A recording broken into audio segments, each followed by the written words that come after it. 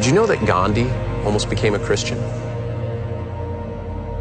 In his autobiography, he noted that while he was a student at London, he read the Gospels and fell in love with the person of Jesus Christ. In fact, Gandhi was known for quoting extensively from Jesus' Sermon on the Mount, which shaped his entire philosophy. At one point, a Christian missionary was able to meet Gandhi in person. And the missionary asked him, "Mr. Gandhi, though you quote the words of Christ often, why does it appear that you so adamantly reject becoming his follower?" Gandhi said, "Oh, I don't reject your Christ. I love your Christ. It is just that so many of you Christians are so unlike your Christ." You see, his rejection grew out of an experience he had in South Africa. After reading the Bible and the life of Jesus, he wanted to know more about Christ. So he decided to attend a church service. But when he reached the front door, a church elder asked, "Where do you think that you're going? There's no room for you in this church. Get out of here, or I'll have my assistants throw you down the steps." As disheartening as that story is, it speaks to the very danger of what religion on its own has the potential to become.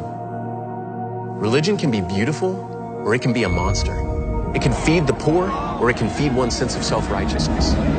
It can bring peace to one's life, or it can bring war where thousands of lives are lost. But where does the difference lie? How can people share the same beliefs and yet reach such different outcomes? The answer is simple. Love.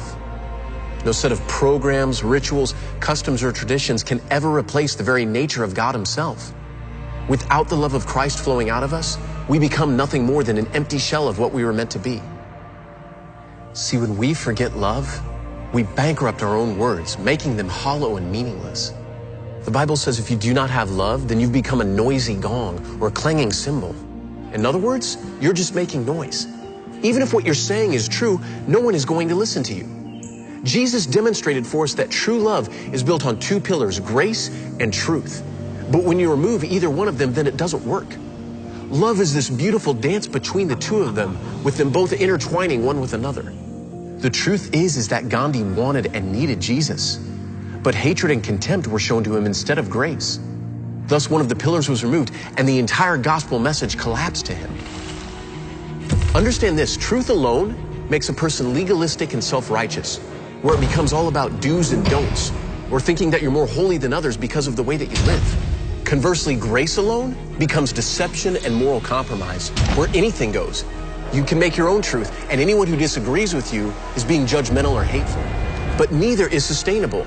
One without the other erodes the very nature of love. 1 Corinthians 13 says that love never fails, and that's because it's the model. It's the very blueprint that Jesus demonstrated. Remember the story about the woman caught in the act of adultery in the Bible? It says the religious leaders threw her on the ground before Jesus and were about to kill her because she'd broken the law. But Jesus turns them away and gets down on the ground with the woman. He looks at her and says, "I don't condemn you either, but go and sin no more." And this is the perfect demonstration of grace and truth. It's love personified. It's humanity looking into the face of God, finding a Father. Only in Jesus is there wholeness and newness of life. But without the truth to provoke life change and the Christ-like demonstration of grace, the church crumbles.